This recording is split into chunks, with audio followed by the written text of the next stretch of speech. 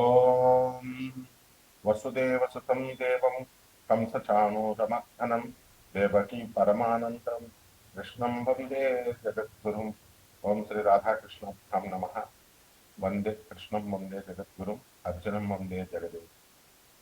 ఓం నమస్తే అస్తు భగవన్ విశ్వేశ్వరాయ మహాదేవాయ త్రయంబకాయ త్రిపురాంతకాయ త్రికాగ్నికారాయ కాలాగ్నిరుద్రాయ నీలకంఠాయ మృత్యుంజయాయ సర్వేశ్వరాయ శివాయ శ్రీమన్మహాదేవాయ నమ. ఓం శ్రీ దుర్గామణీశ్వరాభ్యాం నమ. మనకి మహాభారత యుద్ధంలో మనకు వచ్చినటువంటి పాత్రలను కనుక తీసుకుంటే వీళ్ళంతా కూడా 12 రాసులకి చెందినటువంటి వాడు. అలాగే ఈ 27 నక్షత్రాల్లో వీళ్ళందరూ కూడా పుట్టడం, అలాగే మనం కూడా ఆ 27 నక్షత్రాలనే పుడతాం ఎప్పుడైనా సరే, ఏ యుగంలో అయినా సరే.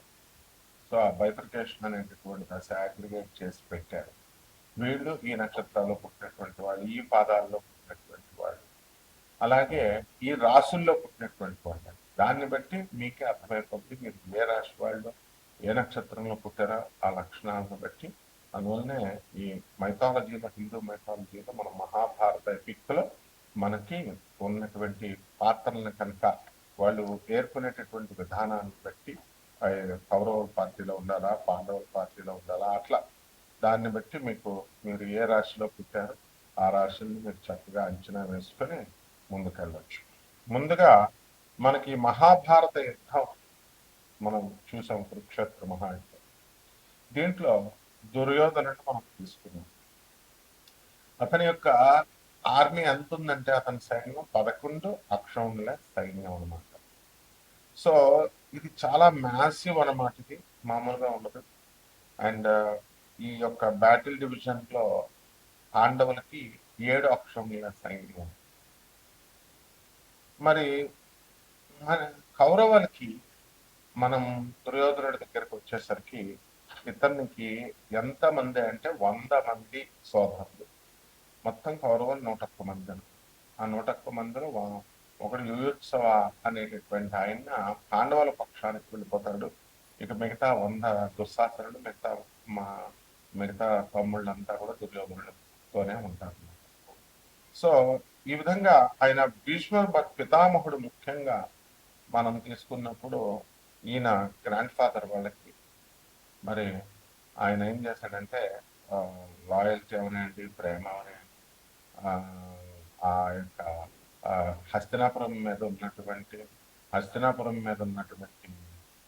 ఈ యొక్క ప్రేమతో ఆయన ఏం చేశాడంటే ఈ యొక్క కౌరవుల మీదే కౌరవ పార్టీలోనే ఉండడం జరిగింది. కాబట్టి భీష్ముడు, ద్రోణాచార్యుడు, కర్ణుడు, అశ్వత్థామ, కృపాచార్యుడు, ఆ తర్వాత శల్యుడు, అలాగే వీళ్ళందరూ కూడా మనకి కౌరవ పక్షాన యుద్ధం చేశారు. అలాగే ట్రస్టెడ్ అడ్వైజర్స్ అండ్ ఈ రిలేటివ్స్ ను మనం తీసుకున్నప్పుడు శకుని, దుర్యోధనుని యొక్క మామ, అలాగే దుశ్శాసనుడు మనకు తెలిసిందే. భాగదత్తుడు అని ఒక ఆయన ఉన్నాడు. ఈయన ఏంటంటే ప్రాగ్జ్యోతిష్పురం అంటే ఇప్పుడు ఉన్నటువంటి అస్సాం, మనం కామాఖ్య టెంపుల్ అని ఉంటాం కదా, అక్కడ ఆ దేశానికి రాజు అనమాట. మోడర్న్ డే అస్సాం చెందినటువంటి వాడు. సో ఈ డివాస్టేటింగ్ ఎలిఫెంట్ డివిజన్ ఆయన చేశాడు. అలాగే జయద్రథుడు, సింధు రాజ్యం, ఆ తర్వాత దుర్యోధనుడు యొక్క ప్రధానంగా అనమాట అతను బావ. అలాగే కృతవర్మ, వీళ్ళందరూ కూడా నారాయణీ సేనని తీసుకొచ్చాడు శ్రీకృష్ణ పరమాత్మ. తనతో సమానమైనటువంటి నారాయణీ సేన కొన్ని కోట్ల మంది ఉంటారు. మరి వాళ్ళని ఒకవైపు నేను ఒక్కడనే కూర్చుంటాను, నేనేమి యుద్ధం చేయను, సామాన్యంగా మామూలు కూర్చుంటాను అన్నాడు.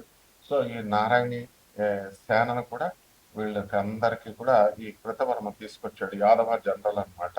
ఆయన వెరీ పవర్ఫుల్ ఆర్మీ అది.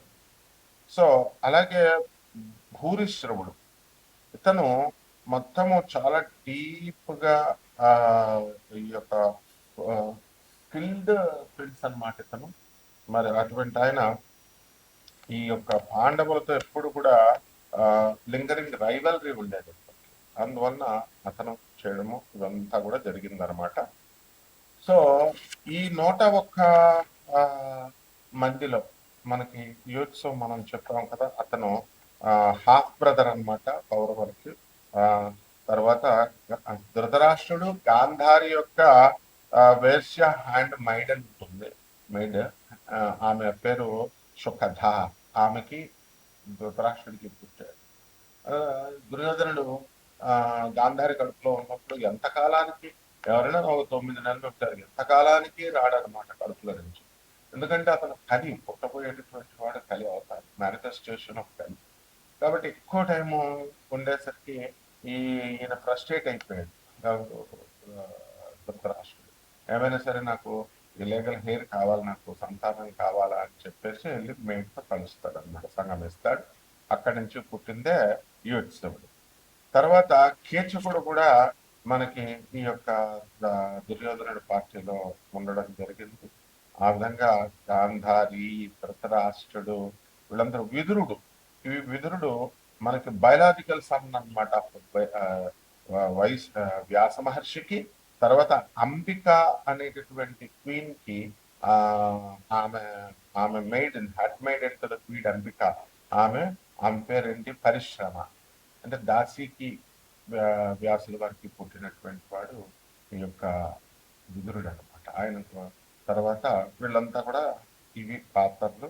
ఇకపోతే మనకి వచ్చేసరికి పాండవుల్లో మనకు తెలుసు అభిమన్యుడు. కాబట్టి ఉప పాండవులు ఉన్నారు మనకి, ద్రౌపదికి పుట్టినటువంటి వాళ్ళు. అండ్ ఈ అత్యంత దురదృష్టవంతురాలైనటువంటి గాంధారి ఏంటంటే కెటాస్ట్రోఫిక్ లాస్ జరిగింది ఆమెకి. 100 మంది కుమారులు మరణించడం అన్నమాట.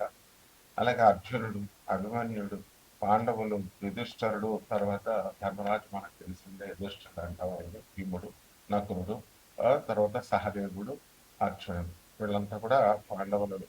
మరి వీళ్ళకి సహాయం చేస్తూ మనకి చాలా మంది, మరి ఈ యొక్క దుష్టద్యుమ్నుడు, ద్రుపద మహారాజు యొక్క కుమారుడు దుష్టద్యుమ్నుడు, కమాండర్ ఇన్ చీఫ్ ఆఫ్ అన్నమాట ఆయన మొత్తం పాండవ ఆర్మీ కూడా. అలాగే భీముని కుమారుడైనటువంటి ఘటోత్కచుడు, సాత్యకి, ద్రుపద మహారాజు, విరాట్ మహారాజు, యుయుత్సువుడు, వీళ్ళంతా కూడా పాండవుల వైపు పోరాడారు అనమాట. సో ఈ యొక్క పోరాటంలో ధర్మము అనేటటువంటిది గెలవాలి. ఇది శ్రీకృష్ణ పరమాత్మ యొక్క ఉద్దేశ్యం. అంటే అసలు దుర్యోధనుడి యొక్క జననం ఎందుకు జరిగిందండి అంటే, దుర్యోధనుడు సెంట్రల్ యాంటాగనిస్ట్ అనమాట ఆయన. అలాగే ఆ ఫేస్ ఆఫ్ అధర్మకి, అన్రైటియస్నెస్ కి అతను మార్పు.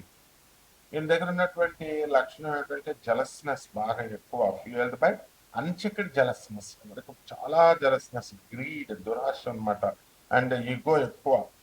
అండ్ కాన్స్టెంట్ గా ఈ యొక్క పాండవుల్ని చంపాలి అనేటటువంటి అసాసినేషన్ అటెంప్ట్స్ చేస్తూనే ఉన్నాడు కంటిన్యూస్ గా. సో అలాగే ఈ యొక్క కాంప్రమైజ్ అవరా నాయన సంధి అని అంటే ఈ రిఫ్యూజ్ టు కాంప్రమైజ్ అనమాట అతను. ఆ విధంగా అల్టిమేట్ గా ఏమైంది, ఈ డివాస్టింగ్ కురుక్షేత్ర వారిని తీసుకురావడము ఇతని యొక్క ఉద్దేశం అల్టిమేట్ గా. సో ఇతను ఎందువలన అలా చేస్తాడు అని అంటే, ఈ యొక్క ఈ శ్రీకృష్ణ పరమాత్మ మరి ఈ యొక్క ఆయన మీదకి జరాసంధుడు మరి కంసుడిని చంపాడు కదా, కంసుడు ఆయన అల్లుడు అనమాట, జరాసంధుడు అల్లుడు. అందువల్ల శ్రీకృష్ణ పరమాత్మ మీద 17 సార్లు బలరాముడి మీదకి వచ్చినప్పుడు కృష్ణుడు కావాలనే మొత్తం ఆ సైన్యాన్ని అంతటిని చంపేసి జరాసంధుని మాత్రం కావాలని వదిలేశాడు. ఆయన ప్లాన్ ఏంటంటే, మొత్తము ఎవరెవరైతే రాక్షసులు ఇంకా ఉన్నారో ఈవిల్ మైండెడ్ వాళ్ళందరినీ తీసుకొస్తాడు వీడి సైన్యం కింద. అప్పుడు మళ్ళీ వాళ్ళందరినీ తుదముట్టిద్దాం. ఇది శ్రీకృష్ణ పరమాత్మ యొక్క ప్లాన్. అందువల్ల మధుర మీదకి 17 సార్లు వచ్చినప్పటికీ కూడా జరాసంధుడిని 5 నిమిషాల్లో చంపవచ్చు ఆయన, కానీ చంపకుండా వదిలేసేయడంలో శ్రీకృష్ణ పరమాత్మ యొక్క లక్షణం, ఆ ఉద్దేశం అది. ఆ తర్వాత అతనికి తెలుసు కృష్ణుడికి ఈ యొక్క భీముడి చేతిలోనే జరాసంధుడి యొక్క మరణం ఉంది. కాబట్టి ఈ విధంగా మనకి ఈ యొక్క యుద్ధాలు అనేటటువంటివి జరిగింది. అలాగే మనకి దుర్యోధనుడిని మనం ఎలా చేస్తాము అంటే, అతను ఎర్త్లీ ఇంటర్నేషన్ ఆఫ్ కలి అనమాట, భూమి మీద పుట్టినటువంటి వాడు ఏంటి, కలి పురుషుడు. కాబట్టి ఈ పర్సానిఫికేషన్ ఆఫ్ ది కలియుగ, కలియుగానికి మారిపోయిన అతను, మారు రూపం. అంటే ఇక్కడ ఏంటంటే age of darkness and wise ఉంటుంది, అండ్ ఇక్కడ అజ్ఞానము ఎక్కువగా ఉంటుంది అనమాట. కలియుగంలో ఎవరు చెప్పిన మాట వినరు, ఎవరి మాట ఎవరు వినరు.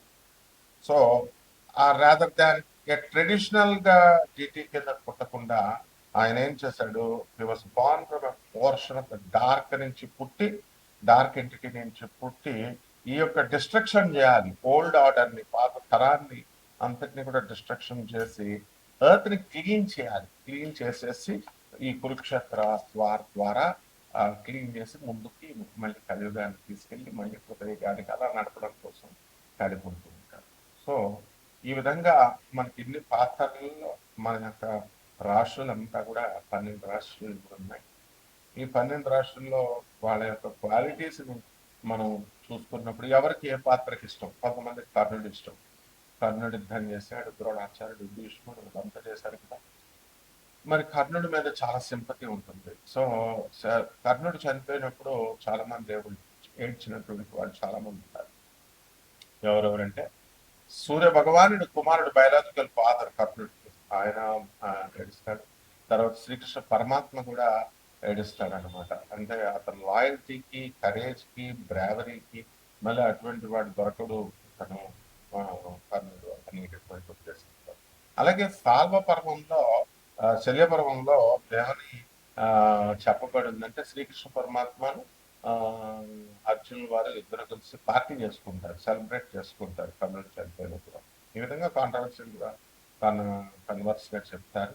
అయితే ఈ రకంగా మనకి ఈ పాత్రలను బట్టి ద్వాదశ రాశుల వారికి అందరికీ కూడా మనకి ఇప్పుడు మనం మీ పాత్రలు దేనికి రిలేట్ అయినా చూసుకొని మనం ఈ ద్వాదశ రాశుల వారికి కూడా ఇప్పుడు రాశి ఫలాలు ఏ విధంగా ఉన్నాయో చూద్దాం. ఒక్కొక్క రాశి వారిగా మనం చూద్దాం. అలాగే ఇప్పుడు ఎవరికైతే ఏ పాత్ర అంటే ఇష్టం ఉంటుందో ఆ పాత్రకి ఎవరైతే ఇష్టపడతారో వాళ్ళది ఆ రాశికి సంబంధించినటువంటి, లేదా ఆ యొక్క పాత్ర ఇప్పుడు కృష్ణ పరమాత్మ ఉన్నాడు, రోహిణి నక్షత్రం పుట్టాడు, వృషభ రాశి. నేను కూడా మరి రోహిణి నక్షత్రంలో పుట్టాను, నేను వృషభ రాశి రాదు. అందువల్ల సాధారణంగా కృష్ణుడు అంటే నాకు భక్తి ఎక్కువ, ప్రేమ ఎక్కువ. అలాగే అర్జునుల వారు నారాయణ మహర్షులు కాబట్టి అర్జునుడు అంటే ఇష్టం నాకు. కర్ణుడు ఎవరికి హాని చేయకపోయినప్పటికీ కూడా ఎంత లాయల్ గా ఉన్నా, ఎంత బ్రేవరీ ఇదంతా ఉన్నా కూడా మనకి ఇష్టం ఉంది.